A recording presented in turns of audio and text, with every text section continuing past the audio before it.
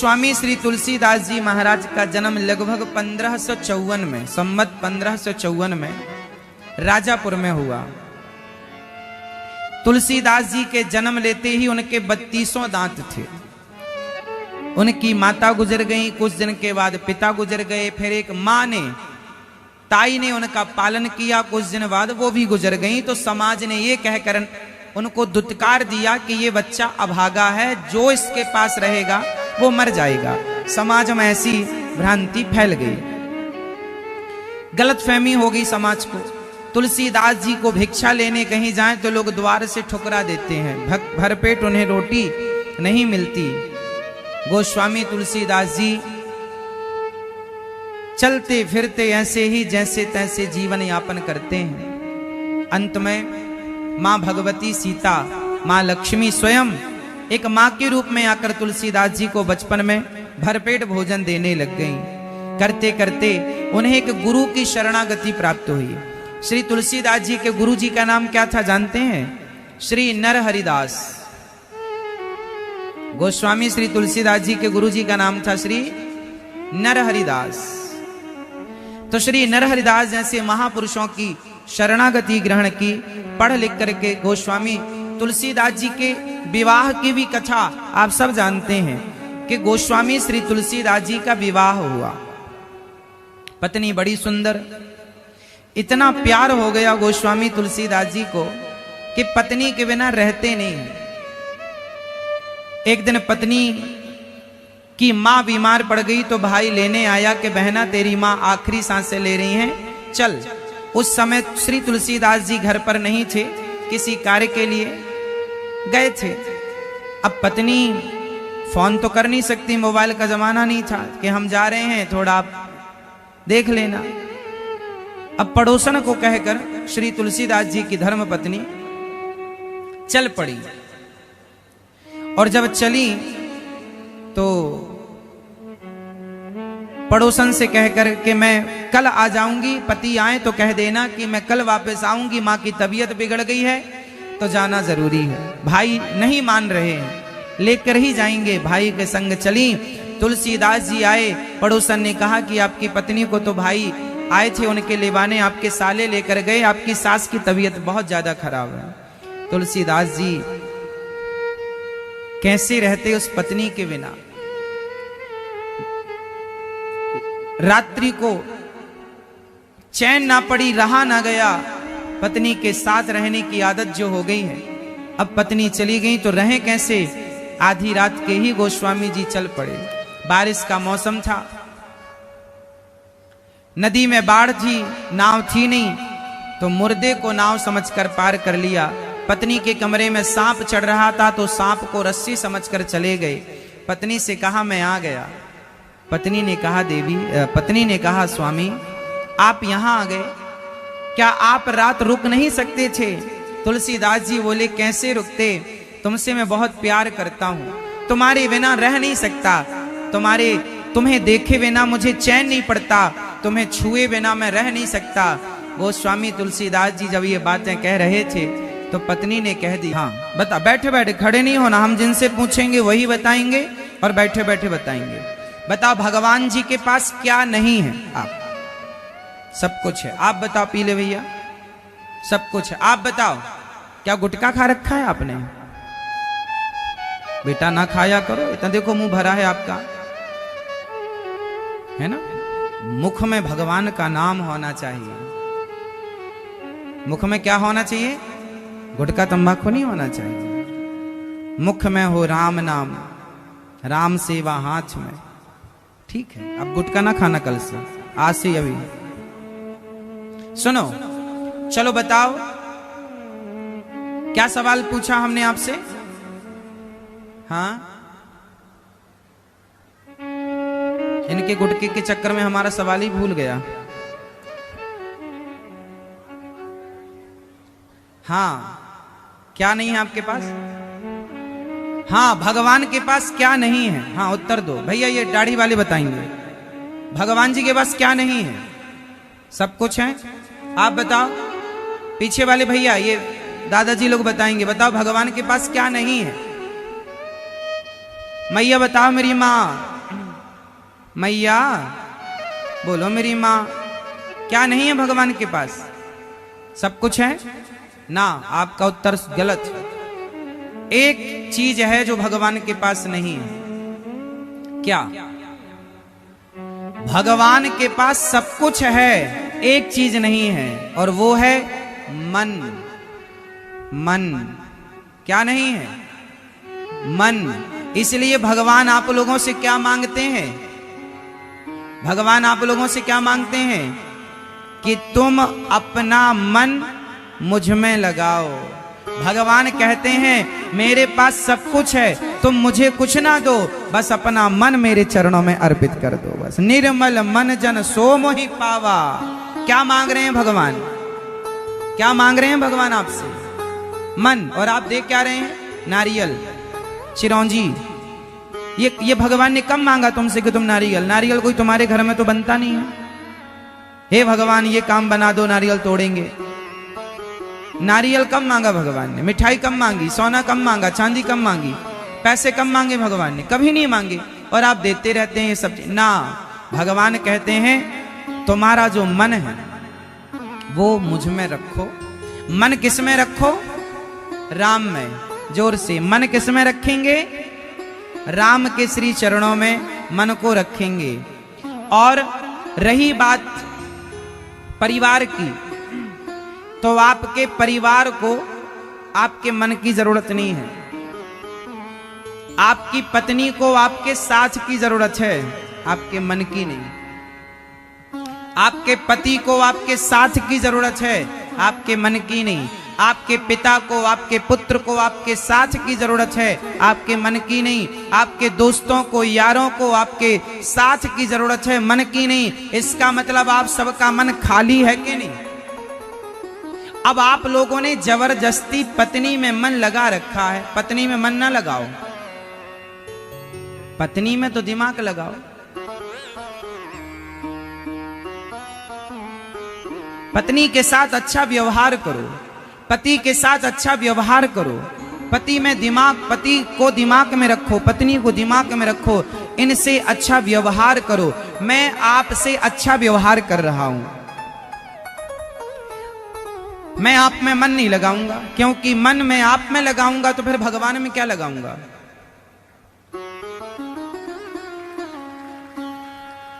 इसलिए मैं आपके साथ क्या करूंगा? अच्छा व्यवहार। आप किससे खुश होंगे? मैं आपसे प्यार करने लग जाऊं, मैं आपसे बहुत प्यार करता हूं, है ना, इससे कोई लाभ नहीं। मैं आपके साथ अच्छा व्यवहार करूं। कैसा? जैसा हमारे शास्त्रों ने बताया, अतिथि देवो भव। मात्र माँ की इतनी सेवा करो, माँ के पांव दबाओ, माँ को रोटी दो, माँ का आदर करो, माँ का सम्मान करो, माँ को गले लगाओ, माँ से खूब प्यार करो, लेकिन मन माँ में ना लगाओ। माँ के चरण दबाते हुए मन प्रभु के चरणों में लगाकर ये भाव रखो कि हम ये चरण भगवान के दबा रहे हैं, माँ के नहीं। पिता के पांव दबाओ तो भाव ये रखो कि हम भगवान के चरण दबा रहे हैं। कोई भी काम करो, कहीं भी रहो, आपके मन की किसी को जरूरत नहीं है। रत्ती भर आप लगाए हैं वो आपकी अज्ञानता है। संसार का काम मन से नहीं होता। लोग कहते हैं मन लगा के काम करो, मन लगा के काम करो। लोग कहते हैं मन लगाकर पढ़ाई करो। ठीक है, मन लगा के पढ़ाई, ये बात व्यवहार में कही तो जाती है, पर वहां पर एकाग्रता की बात कही जाती है कि भाई पढ़ाई पर ध्यान लगाओ, मतलब ध्यान से पढ़ो, यहां वहां मन का भटकाव ना हो। कुल मिलाकर ये समझ लीजिएगा कि मन की एकाग्रता हर समय आपका साथ देगी। इसलिए मन एकाग्र कब होगा? जब भगवान के चरणों में लगाओगे। भगवान के चरणों में मन लगाओ, संसार के साथ अच्छा व्यवहार करो, तो आपका लोक भी संवर जाएगा और परलोक भी संवर जाएगा। सिस्टम बना हुआ है, आप लोगों ने वहां की चीज यहां कर दी है ना। भाई किसान है, किसान तो होते हैं जो ना, वो किसानों के पास ट्रैक्टर होता है, ट्रॉली होती है, तो ट्रैक्टर में गाड़ियों में गियर होता है। आगे बढ़ने के लिए भी एक गियर होता है और पीछे जाने के लिए एक रिवर्स गियर होता है। तो ये आपको पता होना चाहिए कि किस गियर से गाड़ी आगे जाती है और किस गियर से गाड़ी पीछे जाती है। अब आपने पीछे का रिवर्स लगा रखा है और कह रहे हैं गुरुजी हमारी गाड़ी तो आगे जा ही नहीं रही है, हमारी गाड़ी तो आगे जा ही नहीं रही। भैया गियर बदलो ना। अब आप बताओ कि आपका मन किस गियर में फंसा हुआ है। यदि पत्नी के गियर में फंस गया, बेटा बेटी के गियर में फंस गया, पड़ोसन के गियर में फंस गया, पड़ोसी के गियर में फंस गया, भ्रष्टाचार के गियर में फंस गया, व्यर्थ की कमाई के गियर में फंस गया, तो वो मन आपका रिवर्स हो गया, वो आपको पीछे ले जाएगा। रावण का मन रिवर्स गियर में लग गया, माता सीता को चुरा लिया, रिवर्स गियर है ना। सोने की लंका में रहने वाला रावण का जब रिवर्स गियर लगा तो गाड़ी आगे गई कि पीछे आ गई? बोलो बोलो। जिस रावण से देवता थर थर कांपते थे, कर जोरे सुरदिशिप विनीता भ्रकुटी बिलोकत सकल सभीता, वो रावण जिसका डंका बजता था इंद्र के पास स्वर्ग में, वो रावण उसके घर में रहा ना को कुल रो बनिहारा, कोई रोने वाला नहीं बचा, क्योंकि किस गियर में उसका मन फंस गया? रिवर्स। बोलो हाँ, रिवर्स में गया। तो आपका मन किस गियर में लगा है? पत्नी में लगेगा, पति में लगेगा, परिवार में लगेगा तो ये रिवर्स ले जाएगा, और भगवान में लग जाएगा। विभीषण का मन भगवान में लगा तो घास की झोपड़ी में रहने वाले विभीषण को लंका का राजा बना दिया मेरे राम ने। ये आगे का गियर 5 नंबर पे चल रही गाड़ी।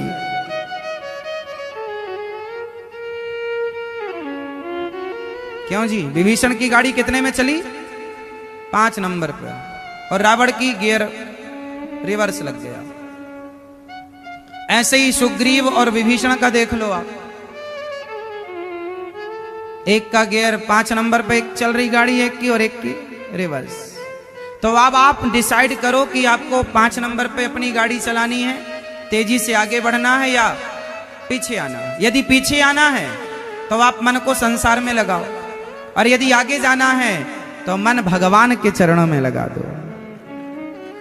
एक भगवान के सिवा आपका मन कहीं ना लगे, और भगवान कहते हैं मेरे पास मन नहीं है, मैं अपने भक्तों के मन से चलता फिरता हूं, मैं अपने भक्तों के मन से अपना काम करता हूं। इसलिए भगवान को भूख है कि मेरा भक्त मुझे केवल मन लगाए, मुझ में, मुझे अपना मन दे, बाकी तन तुम संसार को दे रखो, हमें कोई मतलब नहीं। तन तुम पत्नी को दो, परिवार को दो, पति को दो, बेटा बेटी को दो, माँ बाप को दो, मन, और वो भी मन ऐसा नहीं गंदा, निर्मल मन जन सो मोहि पाए। निर्मल साफ करो, नर्मदा जल से धुल लो मन को। ऐसे गोस्वामी श्री तुलसीदास जी महाराज का मन, जो पत्नी के एक शब्द से उनका मन बदल गया, और पत्नी में लगा हुआ मन, पत्नी से मन को निकाल कर उन्होंने भगवान के चरणों में मन समर्पित कर दिया, और तुलसीदास जी ने अपना मन दे दिया भगवान को। बस इतनी सी बात है कि आपका मन यहां है, वहां दे दीजिए, बस सिंपल है। गोस्वामी जी ने पहला अक्षर लिखा है रामचरितमानस का। पहला अक्षर क्या है बताइए? आप रामचरितमानस पढ़ते हैं? नहीं पढ़ते, क्यों? आप पढ़ते हैं भैया रामचरितमानस? ओ चश्मा वाले भैया, बताओ रामचरितमानस का पहला अक्षर क्या है? कहां से शुरू होती है रामचरितमानस? राम से नहीं। आप लोग रामचरितमानस नहीं पढ़ेंगे तो पाकिस्तानी पढ़ेंगे फिर। इसलिए आपको अपने धर्म का, अपनी संस्कृति का ज्ञान होना जरूरी है, और ये तब होगा जब आप आधा घंटा 10 मिनट घर में रोज रामचरितमानस का पाठ। हमारा भारत तो वो भारत है, घर घर रामचरितमानस का पाठ हुआ करता था, तुम्हारे दादा नाना सब करते थे। हमारे गांव में बुजुर्ग लोग थे, बिल्कुल पढ़े लिखे नहीं थे, अंगूठा छाप थे, लेकिन रामचरितमानस की सारी चौपाइयां लगभग याद थी। नहीं पढ़े थे फिर भी याद थी। और आज के पढ़े लिखे बच्चों को रामचरितमानस का पाठ करना नहीं आता लयबद्ध तरीके से। कौन करेगा? ये संस्कृति बूढ़ों के बाद हमारी और आपकी जिम्मेदारी ना है। बाप का केवल रुपया पैसा नहीं बचाना साहब, बाप की केवल खेती बाड़ी नहीं बचाना, बाप दादों का जो हमारी संस्कृति हमारे संस्कार हैं वो भी तो हमें और आपको ही बचा के चलना है। बाप दादों की जो विरासत में हमें संस्कार मिले हैं वो संस्कार तो हमें ही बचा के चलना है। कौन बचाएगा? तो रामचरितमानस का पहला अक्षर है वा। श्लोक कहां से शुरू होता? बालकांड का पहला श्लोक। वर्णानामर्च संघानाम रसानाम छंदसामपि मंगलानाम च कर्तारौ वंदे वाणी विनायकौ। वाह। वर्णानामर्थ संघानाम, वाह। अब ये वाह क्या है? वाह है ब्रह्म सूचक। गोस्वामी श्री तुलसीदास जी ने रामचरितमानस को वाह शब्द से शुरू क्यों किया? क्योंकि वाह जो है बा बकरी का नहीं, वाह वजन का। वाह जो है ब्रह्म सूचक है, ब्रह्म। और आपने देखा होगा कोई मूली खाए, मूली, तो मूली खाने के बाद डकार किसकी आएगी? यदि आपने मूली खाई तो डकार में भी मूली जैसा स्वाद निकलेगा। गाजर खाई है तो गाजर जैसा, प्याज खाई है तो प्याज की डकार आएगी, हाँ या ना? तो जो अंदर होता है वही आदमी डकारता है, वही निकलता है। तो गोस्वामी श्री तुलसीदास जी के अंदर ब्रह्म समाये हैं, राम समाये हैं, इसलिए ब्रह्म सूचक शब्द उनके मुख से पहले निकल रहे हैं। समय कौन बताएगा? ये पीछे वाली मेरी प्यारी मैया बताएगी।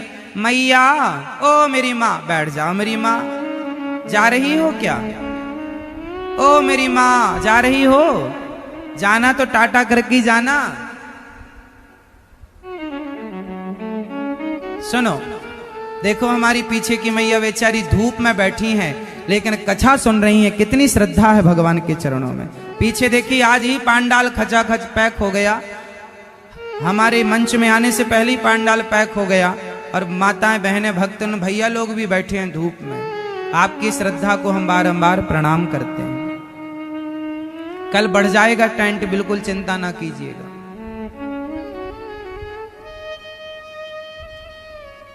कर्ण ने क्या बोला था? कर्ण ने कहा था, द्रौपदी तेरे तो 5 पति हैं, एक मुझे भी बना ले। जैसे 5 वैसे ही 6, जैसे 5 वैसे 6, 7 अक्षर। जैसे 5 6, बस इतनी सी बात थी। कर्ण ने कह दी। दुर्योधन ने क्या कहा? द्रौपदी आ, मेरी जांघ पर बैठ जा, मेरी जंघा पर बैठ जा। द्रौपदी, द्रौपदी मेरी जंघा पर बैठ जाओ। हो गए 13 अक्षर हो गए। अर्थ क्या निकला? आज भी ये अक्षर गूंज रहे हैं। इसलिए गोस्वामी तुलसीदास जी सबसे पहले अक्षरों को प्रणाम करते हैं कि हे सरस्वती माँ, मेरी वाणी से ऐसा कोई अक्षर ना निकल जाए जिससे समाज में किसी भी प्रकार की अशांति हो। हे प्रभु, ऐसी कृपा बनाए रखना कि मेरे शब्द जोड़ने वाले हों, मेरे शब्द तोड़ने वाले ना हों।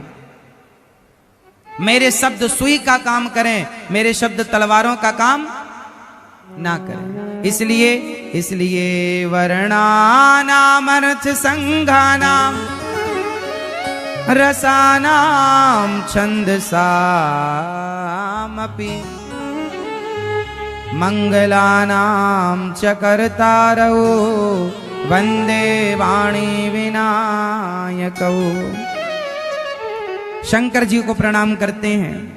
सीताराम गुणग्राम पुण्य अरण्य विहारिणौ, भगवान राम के चरणों को प्रणाम करते हैं। उद्भवस्थित संहार कारणीम क्लेश हारिणीम, जो उत्पत्ति पालन और संहार करने वाले हैं, सारे क्लेशों को हरने वाले हैं, ऐसे श्री सीता सहित राम को हम बारंबार प्रणाम करते हैं।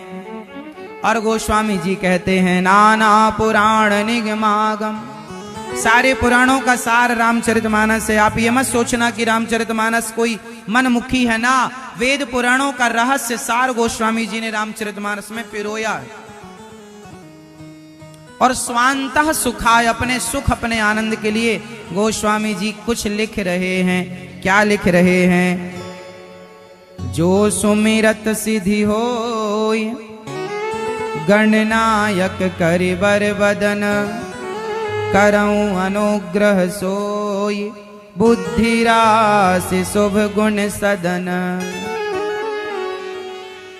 जिनका स्मरण करते ही कार्य शुद्ध सिद्ध हो जाते हैं, ऐसे गणेश जी को पहला प्रणाम श्री तुलसीदास जी ने किया। गणेश जी को पहला प्रणाम। गणेश जी प्रथम पूज्य हैं। बोलो हाँ।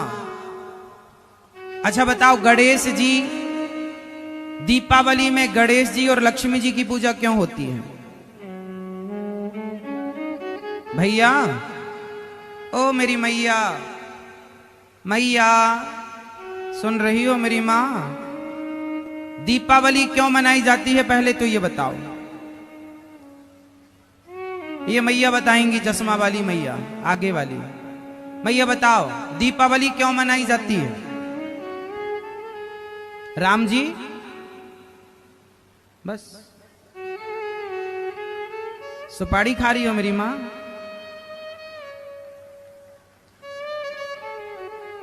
बता मैया, दीपावली क्यों मनाई जाती है? राम जी लौट के आए थे इसलिए। यदि राम जी लौट कर आए थे दीपावली के दिन तो राम जी की पूजा होनी चाहिए, फिर लक्ष्मी और गणेश जी की क्यों होती है? यदि दीपावली के दिन राम जी वनवास से लौट कर आए तो सीताराम की पूजा ना होना चाहिए, घर घर दीपक जलाए और राम सीता की पूजा हो, पर राम जी की पूजा नहीं होती। दीपावली में किसकी पूजा होती है? जोर से, जोर से। श्री गणेश जी और लक्ष्मी जी। अच्छा गणेश जी, अच्छा लक्ष्मी जी के पति तो नारायण है, तो लक्ष्मी नारायण की होनी चाहिए। गणेश जी का लक्ष्मी जी से क्या रिश्ता है? क्यों पूजा होती है? दीपावली का त्योहार क्यों मनाया जाता है? ये हमारे देश में 95% लोगों को नहीं पता। लोगों को यही पता है कि राम जी लौट कर आए थे, और राम जी लौट कर आए थे तो फिर राम जी की पूजा क्यों नहीं होती? तो सही उत्तर ये है, हम लोगों ने भी निबंध यही लिखा। दीपावली का निबंध जब आता था ना तो हम लोग यही लिखते थे कि दीपावली के दिन राम जी लौट कर आए, है ना, रावण को मारकर, इसलिए दीपावली मनाए। हम लोग यही पढ़ते आए हैं, निबंध भी हमने यही लिखा है। आप लोगों ने भी हिंदी में ये निबंध लिखा होगा, हम लोग पढ़ते यही चले आए हैं। पर जब शास्त्रों को पढ़ते हैं तो बातें कुछ और निकलती हैं। परंपरा में तो ठीक है, सब सही है, लेकिन दीपावली क्यों मनाई जाती है? क्योंकि दीपावली के दिन समुद्र मंथन से लक्ष्मी जी प्रकट हुई थी और भगवान नारायण के गले में वरमाला पहनाया था, तो लक्ष्मी नारायण का विवाह हुआ था दीपावली के दिन। उस उपलक्ष्य में दीपावली मनाकर घर घर दीप जलाए जाते हैं। आज भी दक्षिण भारत में लक्ष्मी नारायण की ही पूजा होती है दीपावली में, लेकिन उत्तर भारत में लक्ष्मी और गणेश की पूजा होती है। अब लक्ष्मी गणेश की पूजा क्यों होती है वो मैं आपको रहस्य समझाता हूं। लक्ष्मी है धन की देवी, लक्ष्मी है धन की, जोर से बोलते चलो, लक्ष्मी है धन की देवी, और गणेश जी हैं बुद्धि के दाता, बुद्धि के देवता। तो जरा समझिएगा, संगति समझिएगा कि लक्ष्मी जी गणेश जी के बगल में बैठी हैं और गणेश जी हैं बुद्धि के दाता। जो बुद्धिमान होगा उसी के बगल में लक्ष्मी जी रहेंगी, उसी के पास लक्ष्मी जी रहेंगी। पूछिएगा क्या होगा? इससे हमारा भी नॉलेज बढ़ेगा और आपका भी ज्ञान बढ़ेगा। तो प्रश्न जरूरी है। अब कुछ लोग क्या कहते हैं, उनको डर लगता है, अरे हमसे कोई ऐसे ना पूछ ले कि हमको आए ना। भाई एक बात बताएं, सर्वज्ञ तो कोई नहीं है, मैं भी सर्वज्ञ नहीं हूं, हर विषय का ज्ञान मुझे नहीं है, पर जितना है वो भी तर्क करने से बढ़ेगा। आप सवाल करेंगे तो ज्ञान और बढ़ेगा, ना कि डरना चाहिए। इसलिए हमें खुलकर, आपके बच्चे सवाल करते हैं आपको उत्तर देना चाहिए। आप लोग क्या करते हैं, मुंह तू क्या पूछ रहा, चुप रह, ये कोई सवाल ना, सवाल सवाल उत्तर दो। तो गणेश जी किसकी सवारी करते हैं मेरी मां? चूहे की। हाँ कर दिए भगवान ने। और बताओ, हाँ, आपका उत्तर गलत है मेरी माँ। माता पिता तो मिलते ही आपको, आकाश से तो टपकने की व्यवस्था है ही नहीं। भगवान तो माँ बाप देते ही, क्योंकि व्यवस्था ये है। और जो माता पिता जिसके होते हैं उनके लिए वो माता पिता अच्छे होते हैं। हमारे लिए हमारे अच्छे, तुम्हारे लिए तुम्हारे अच्छे, वो सब बात नहीं है। बात ये है कि भगवान इतने दयालु हैं, इतने दयालु हैं कि हम 84 लाख योनियों में भटक रहे थे, फिरत सदा माया कर प्रेरा, काल कर्म स्वभाव गुण घेरा, कबहु किन्नर करुणा कर देही, देत ईस बिनु हेत सनेही, बड़े भाग्य मानुष तन पावा। भगवान की कृपा हुई तो उन्होंने 84 लाख योनियों से निकाल कर हमें और आपको यह मानव का चोला दे दिया, मानव का शरीर दे दिया।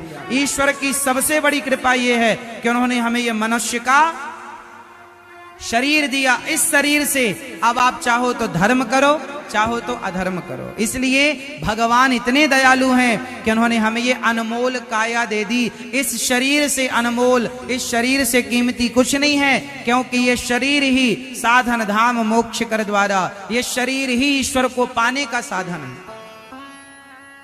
कुत्ता के शरीर से, बिल्ली के, सुअर के शरीर से भगवान को नहीं पाया जा सकता, पर मनुष्य के शरीर से। इसलिए बड़े भाग्य, दुर्लभो मानसो देहो देहि नाम क्षण भंगुरा, बड़े भाग्य से ये मानव का चोला मिलता है। इसलिए बड़े भाग्य से तो भगवान इतने दयालु हैं कि मानव का शरीर दिया।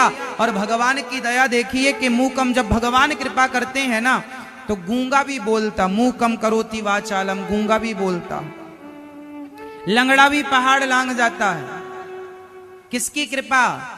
भगवान जब करें तो, भगवान कृपा करें तो प्रभु मुद्रिका मेली मुख माही। आगे आप बोलो, जलधि लांघ गए, क्या अर्थ है इसका? प्रभु मुद्रिका मेली मुख माही, जलधि लांघ गए अचरज नाही। क्या अर्थ निकला? अर्थ निकला कि भगवान की मुद्रिका, अंगूठी पर राम का नाम लिखा था। उस राम नाम को श्री हनुमान जी ने अपने मुख में रखा और उस राम नाम के बल पर समुद्र को छलांग लगा के पार कर लिया। इसमें कोई आश्चर्य नहीं। ये बल, ये पराक्रम हनुमान जी का नहीं, ये बल पराक्रम तो राम नाम का पराक्रम है। कि आश्चर्य ना करो कि एक सामान्य सा बंदर समुद्र को छलांग लगा के पार कर गया। ये किसका प्रताप था? राम जी का। समझ लो कि भगवान की कितनी महिमा है, उनके नाम की कितनी महिमा है। तो भगवान क्या नहीं कर सकते। अरे वो हनुमान जी पर हाथ, भगवान राम यदि आप पर हाथ रख दें तो आप हनुमान हो जाओ। बल हमारा तुम्हारा नहीं होता, बल तो भगवान की कृपा का। जिस पर कृपा हो गई वो चीटी भी पहाड़ लांग जाए। मूकम करोति वाचालम, गूंगा भी पंचम स्वर से बोलने लग जाए, लंगड़ा भी पहाड़ लांग जाए। अरे भगवान चाहे तो क्या नहीं हो सकता। इसलिए भगवान के आश्रित रहा करो और भगवान ही हम सबके पालनहार हैं, ये भाव रखा करो। बंदऊ गुरु पद पद में परागा, सुरुचि सुवास सरस अनुरागा। अमीय मोरी मय चूरन चारु, समन सकल भव रुच परिवार। सुकृति संभुतन विमल विभूति, मंजुल मंगल मोद प्रसूति। जन मन मंजु मुकुर मल हरणी, किए तिलक गुण गण बस करनी। गोस्वामी श्री तुलसीदास जी गुरु जी को प्रणाम कर रहे हैं। बिना गुरु, गुरु बिन भवनिधि तरह न कोई, जो विरंचि शंकर सम होई। बिना गुरु के ज्ञान नहीं होगा, बिना गुरु के कल्याण नहीं होगा। इसलिए गुरुजनों को गोस्वामी जी पहला प्रणाम। बंदऊ प्रथम महेश्वर चरणा, विप्रजनों को प्रणाम। वाल्मीकि नारद घट जौनी, वाल्मीकि जी को प्रणाम, नारद जी को प्रणाम, श्री महापुरुषों को प्रणाम। और गोस्वामी जी कहते हैं सत्संग बिनु सत्संग विवेक न होई। आप सत्संग जरूर किया करो, ज्यादा नहीं तो एक घड़ी आधे की पुनियाद। तुलसी चर्चा राम की हरई कोटि अपराध। सत्संग जरूरी है। क्यों? अच्छा एक बात बताओ, क्या चींटी नर्मदा मैया को पार कर सकती है? क्या चींटी नदी पार कर सकती है? उत्तर दो, आप उत्तर दो। क्या चींटी नदी पार कर सकती है? मैया, ओ मेरी मां, बताओ क्या चींटी नदी पार कर सकती है? हाँ मेरी मां, कुछ तो कहो। ऐसे सिर हिलाओ, ऐसे हिलाओ, ऐसे ऐसे हिला दो, गोल गोल गोल। चींटी नदी पार कर सकती है क्या? ये मैया बताएंगी? नहीं, ये मैया कह रही नहीं। आप बताओ, क्या चींटी नदी पार कर सकती है? बोलो हाँ या ना, बोलो हाँ या ना। दादाजी बताएंगे क्या चींटी नदी पार कर सकती है? हाँ या ना, सही उत्तर दीजिए। मैया, क्या चींटी नदी पार कर सकती है? हाँ या ना। लोग कह रहे हैं नहीं। अरे भाई क्यों नहीं? चींटी नदी पार जब आप लोग गाड़ी, साइकिल, मोटरसाइकिल पुल पे से पार कर सकते हैं, तो उसी पुल को पकड़ ले चींटी, तो क्यों नहीं पार कर सकती? सिंपल है, चींटी भी नदी पार कर सकती है यदि पुल को पकड़ ले तो। हमने ये थोड़ी कहा कि पुल से पार नहीं करना है, हमने तो ये कहा चींटी क्या नदी पार कर सकती है? बिल्कुल कर सकती है। पुल बना है, पुल पे चढ़ा दो, चींटी चली जाएगी, पार हो जाएगी। बोलो हाँ। और सैकड़ों चींटियां पुल में नजर डाल के देखे ना, करती होंगी पार। जाती आती उनका अलग रास्ता रहता है पुल में, चींटियों का। बताओ हाँ। जैसे एक चींटी पुल के सहारे, सेतु के सहारे नदी पार कर सकती है, उसी प्रकार सत्संग वह सेतु है, वह पुल है, जैसे सत्संग के सहारे हम भवसागर को पार कर सकते हैं। इसलिए सत्संग जरूरी है। रोज थोड़ा सही भगवान नाम सत्संग करोगे तो भगवान से प्रेम होगा, और प्रेम होगा तो कल्याण होगा। जैसे नदी को पार करने के लिए सेतु चाहिए, उसी प्रकार सत्संग वह सेतु है, जैसे से हम भवसागर को पार कर लेते हैं। और पार कौन होगा? हाँ, पार वही होगा,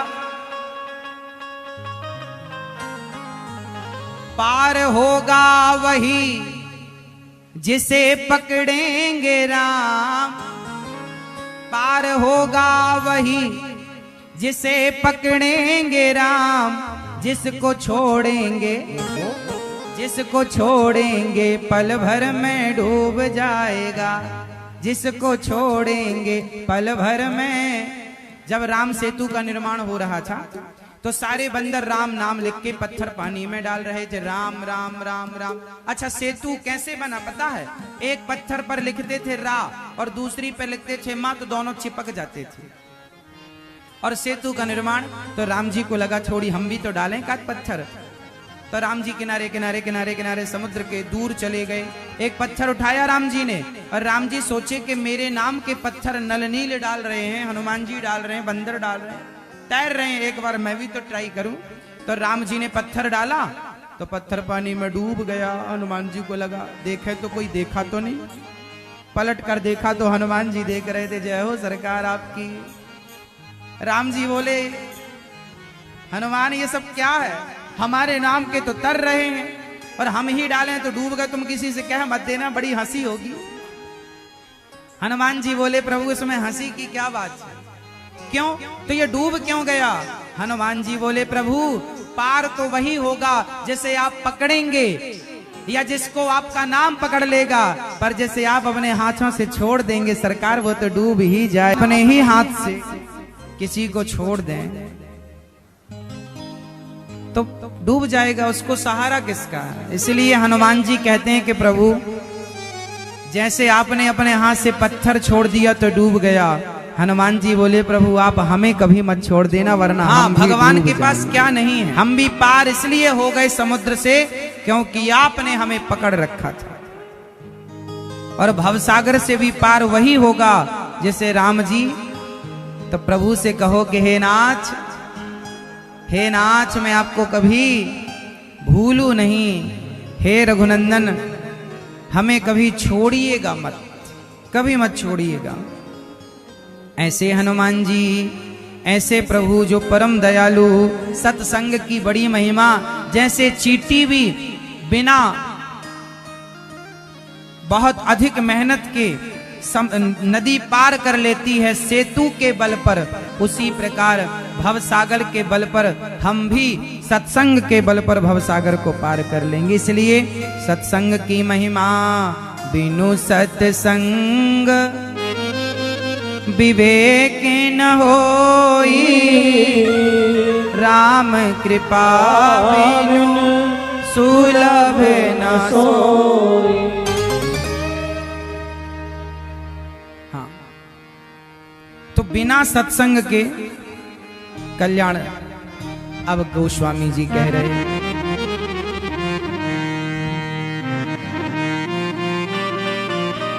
सठ सुध रही सत्संगति पाई, पारस परस को धात सुहाई।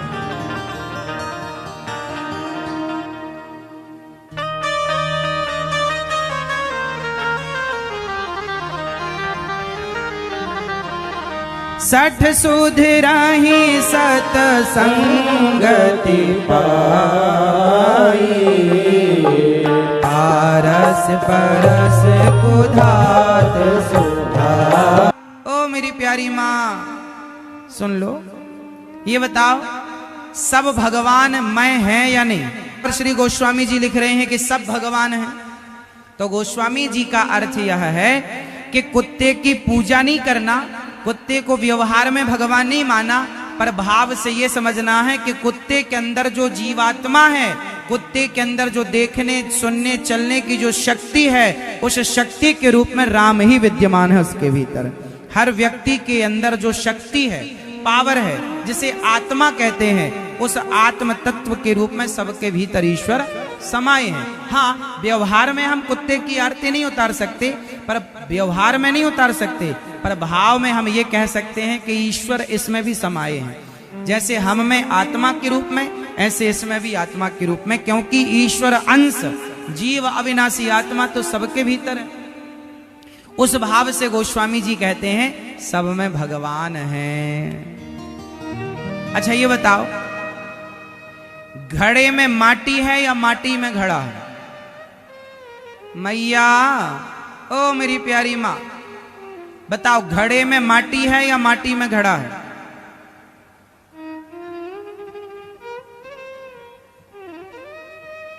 जल्दी से बोलो, घड़ा में माटी है या माटी में घड़ा? जोर से।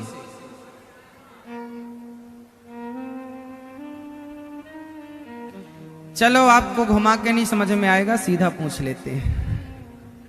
सीधा बताओ, घड़ा सत्य है या माटी सत्य है?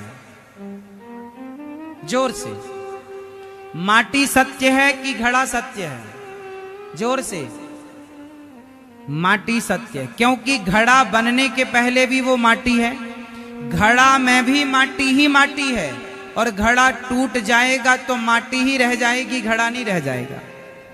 बोलो हाँ। जैसे घड़ा जैसा कुछ नहीं होता, माटी के एक आकार को घड़ा कहा जाता है, उसमें भी माटी ही माटी है। जैसे मिट्टी के अतिरिक्त घड़े में कुछ नहीं है, उसी प्रकार ईश्वर के अतिरिक्त संसार में कुछ नहीं है। जैसे माटी ही घड़ा बनी, उसी प्रकार भगवान राम ही तुम बने, हम बने, चींटी से लेकर हाथी तक। हर घड़े में माटी है, हर जीव में, हर रूप में ईश्वर ही ईश्वर समाये, उनके सिवा कुछ भी नहीं। इसलिए आपको चाहिए कि आप सबको भगवान में देखा करें।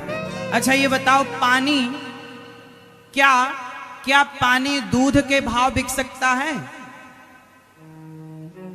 बताओ बेटा, क्या पानी दूध के भाव बिक सकता है? मैया ओ मेरी माँ, कहाँ जा रही हो मेरी माँ? अरे 7 दिन के लिए आए हैं, सुन लो, घर तो हमें से ही जाना है, घर ना भागा जाएगा कहीं।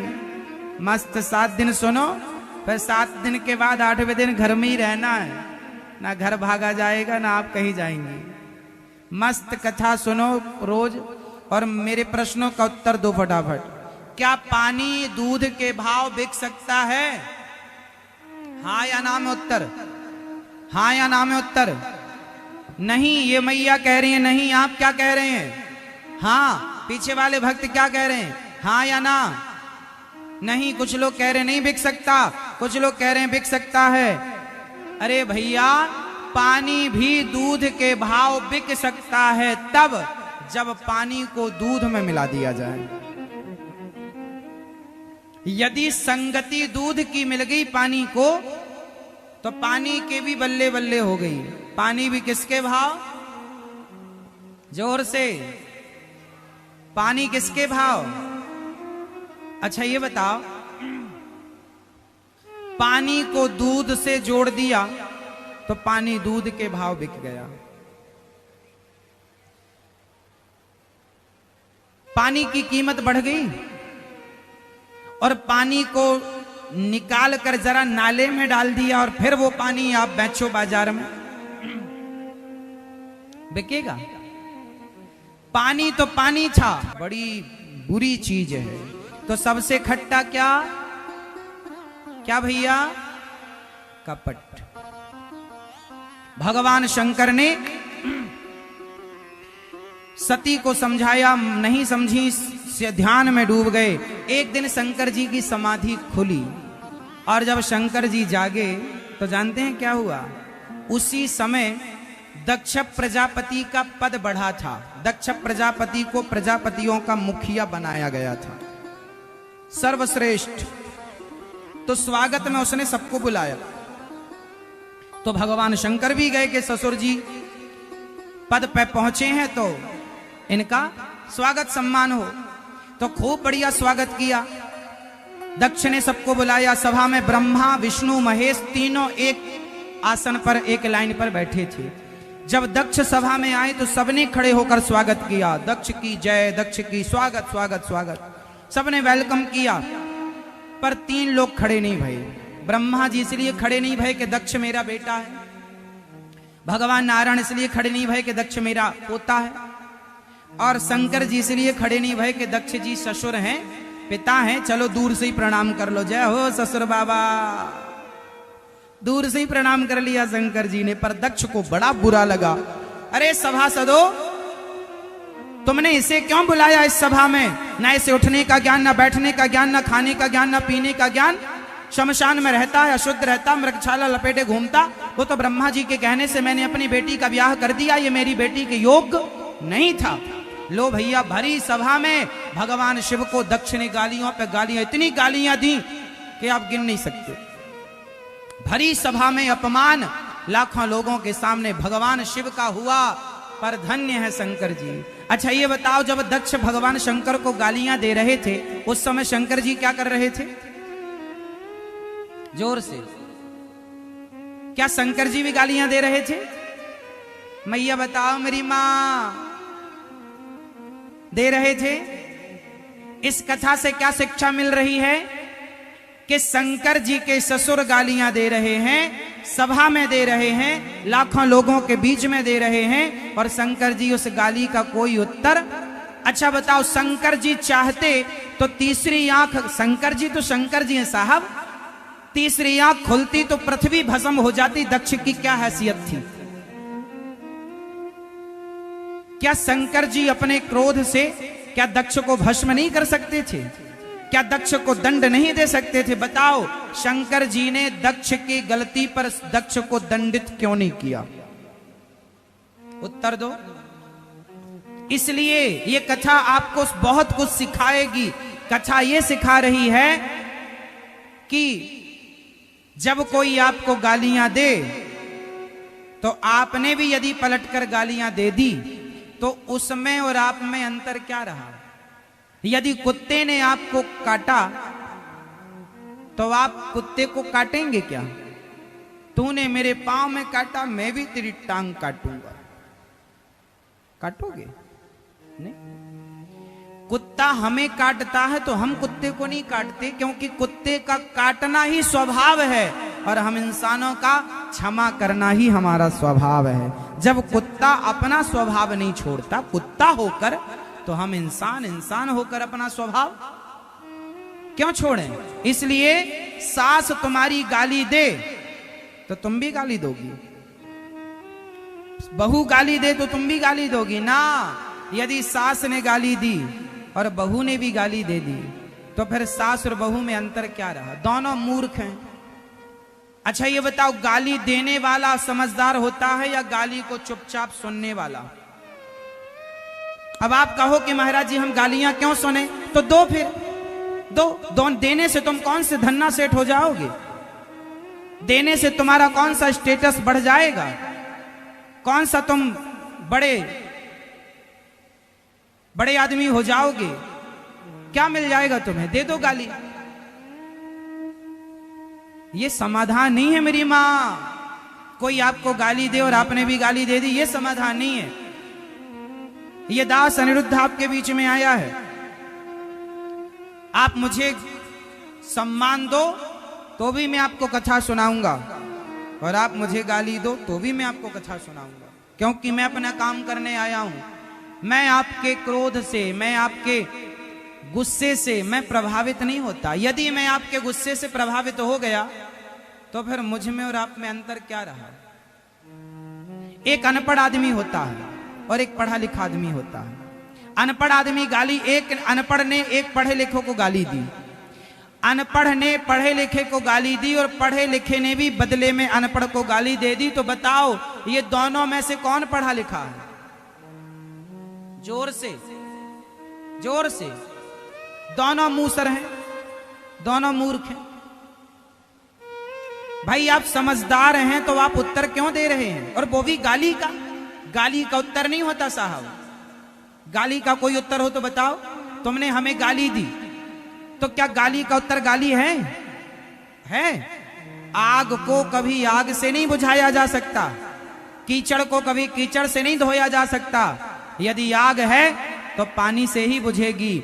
आग गर्म है, पानी ठंडा है। सामने वाला आग बरसा रहा है तो आप शांति का जल लेकर के बरसाइए। वो दुष्टता नहीं छोड़ता तो आप सज्जनता क्यों छोड़ते हैं? शंकर जी को गालियां मिली पर शंकर जी ने गालियों का एक उत्तर नहीं दिया। यदि दे देते तो फिर दक्ष में और शंकर जी में अंतर क्या रहता? मेरी मां समझ रही हो? थोड़ी अपनी सहनशील, जो तुम्हें जरा जरा सी बात में ना गुस्सा आ जाता, बहू ने ऐसा कह दिया, सास ने ऐसा कह दिया, पत्नी ने ऐसा कह दिया, पति ने कह दिया तो कह दिया। किन किन बातों को रखोगे? सारी जिंदगी सुनना है साहब। रोज कहेगी वो, रोज सुनना पड़ेगा। क्या करोगे? इसके सिवा कोई चारा नहीं है। सही है? इसलिए छोटी छोटी बातों पर ध्यान मत दो कि किसने क्या कहा। लोगों का काम कहना है। लोग खाए बिना रह सकते हैं, बोले बिना नहीं। कहने वालों ने तो माता सीता को भी कहा, तुम्हें नहीं कहेंगे? कहने वालों ने माता सीता को छोड़ा कहने से? बोलो हाँ, छोड़ा। कहा कि नहीं? माता सीता को भी लांछन लगा दिया जगत के लोगों ने। बोलो हाँ। फिर तुम्हें छोड़ेंगे? इसलिए छोड़ो। कुत्ता भौंके तो तुम ना भौंकना। समझ रहे हैं? शंकर जी को गालियों पर गालियां किसने दी? ससुर ने, दक्ष प्रजापति। और शंकर जी ने क्या किया? मुस्कुराते रहे, मुस्कुराते रहे। जिंदगी में जिंदगी का राज पाना चाहिए, जिंदगी में जिंदगी को मुस्कुराना चाहिए, और जिंदगी में जिंदगी की शर्त पूरी ना हो तो जिंदगी को जिंदगी से रूठ जाना चाहिए। थोड़ा मुस्कुराया करो। सास गाली दिया करे तो तुम मुस्कुराया करो। पागल हो गई है सास, बके जा रही है। बहू गालियां दे तो सास को भी मुस्कुराना चाहिए। अच्छा, अभी तू बहू है, सास बनेगी, पता चलेगा। मुस्कुराओ। बहुत ताकत है साहब चुप रहने में, इसलिए चुप रहा करो। शंकर जी को गालियां मिली, कोई उत्तर ना दिया। दक्ष ने श्राप दे दिया, जाओ मैं तुम्हें श्राप देता हूं, तुम्हें यज्ञ में भाग नहीं मिलेगा। नंदी ने श्राप, अच्छा नंदी को नहीं रहा। हरि हर निंदा सुनहि जो काना, हो ही पाप गौघात समाना। तुमने मेरे भगवान की निंदा की है। ए दक्ष, जब से तू आया बकरे की तरह मैं करता, मुझे नहीं जानता, मुझे नहीं पहचान, जा तेरा सर बकरे का हो जाए। अब भृगु जी खड़े हो गए, दाढ़ी में हाथ घुमाते, क्यों रे? ससुर जमाई की लड़ाई थी, तुम काहे बोल पड़े बीच में? जाओ तुम जैसे शिवगण पाखंडी हो जाएंगे। नंदी ने श्राप दे दिया, जाओ तुम जैसे बाबा गली गली भीख मांगने वाले भिखमंगे हो जाएंगे। शंकर जी को लगा, हे भगवान, ये स्वागत सम्मान, अपनी माँ की सेवा किया करो, माँ का आदर और माँ का सम्मान किया करो, क्योंकि माँ तो माँ होती है, करुणामयी है, माँ के जैसा कोई नहीं है। आप लोग कितने लोग अपनी माँ की, जितने पुरुष बैठे हैं बताओ, आप में से कितने लोग अपनी माँ की सेवा आप लोग रोज करते हैं? कितने बच्चे आप में से माँ के चरण रोज दबाते हैं? देखो पूरे में शायद 1-2 हाथ दिख रहे हैं बस। सेवा नहीं करते अपनी माँ की। क्यों? आपकी माँ है, पांव दबाते हो कभी कभी के रोज? दूर रहती हैं आपसे तो आप रखते नहीं हो क्या? रखते हैं, आती जाती रहती है। जब रहती हैं आपके पास तो सेवा करते हो। माँ की सेवा किया करो, भगवान की सेवा मत करो, भगवान की पूजा मत करो। माँ की सेवा, माँ की पूजा से ही भगवान प्रसन्न होते हैं। भगवान कहते हैं मैं अपनी पूजा से नहीं प्रसन्न होता। माँ की सेवा, माँ की पूजा, माँ की आराधना करो। माँ बड़ी करुणामयी है। आजकल समाज में कुछ बच्चे ऐसे होते हैं, वृंदावन में गौरी गोपाल वृद्धाश्रम है भैया, ऐसी ऐसी माताएं रहती हैं कि आपको मैं हाल सुनाऊं तो आप रोने लग जाएंगे। इतना कष्ट उठाते हैं वो, इतना कष्ट दिया उनके बेटा ने, बहू ने, कि वो बेचारी परेशान। एक माँ ऐसी है गौरी गोपाल वृद्धाश्रम में, जिन माँ के 4 बेटे हैं, 4 बेटे हैं और मैया 2 साल से रहती हैं। 4 बेटों में एक बेटे का आज तक फोन नहीं आया ये जानने के लिए कि माँ तुम कहाँ हो, कैसी हो, जिंदा हो कि नहीं हो। 4 बेटे हैं और चारों अच्छे कमाते खाते हैं, लेकिन एक माँ का कोई हाल चाल नहीं। हम लोग यहाँ जब माताएं आती हैं ना गौरी गोपाल आश्रम में, तो उनके बेटों से कहते हैं कि आपकी माँ आई हैं, आप लेकर चले जाओ, अपनी माँ को सेवा करो। तो कुछ बेटे तो साफ इनकार कर देते, महाराज जी हमें फोन मत लगाना, हमारे लिए हमारी माँ मर गई है। हमने कहा भैया मरी नहीं है, जिंदा है तुम्हारी माँ। आज पूज्य श्री अनिरुद्धाचार्य जी महाराज ने हम सभी लोगों को बहुत ही उत्तम एवं शिक्षाप्रद कथा सुनाई है। आशा करता हूं कि इस शिक्षाप्रद कथा से हम सभी लोग कुछ न कुछ शिक्षा अवश्य ग्रहण करेंगे और अपने जीवन को सुखी और सात्विक बनाने का प्रयास करेंगे। मित्रों, अगर आपको यह शिक्षाप्रद कथा पसंद आई हो तो वीडियो को लाइक करें और अधिक से अधिक लोगों को शेयर भी करें, जिससे और भी लोग महाराज जी की इस शिक्षाप्रद कथा से शिक्षा लेकर अपने जीवन को सुखी बना सकें। मित्रों, अगर आपने अभी तक हमारे चैनल को सब्सक्राइब नहीं किया है तो हमारे चैनल को तुरंत सब्सक्राइब भी कर लें, जिससे आपको नोटिफिकेशन के माध्यम से महाराज जी के शिक्षाप्रद कथा तुरंत प्राप्त हो सकें। मित्रों, तो कल फिर किसी शिक्षाप्रद कथा के साथ आप लोगों के समक्ष प्रस्तुत होंगे। तब तक के लिए जय श्री राधे।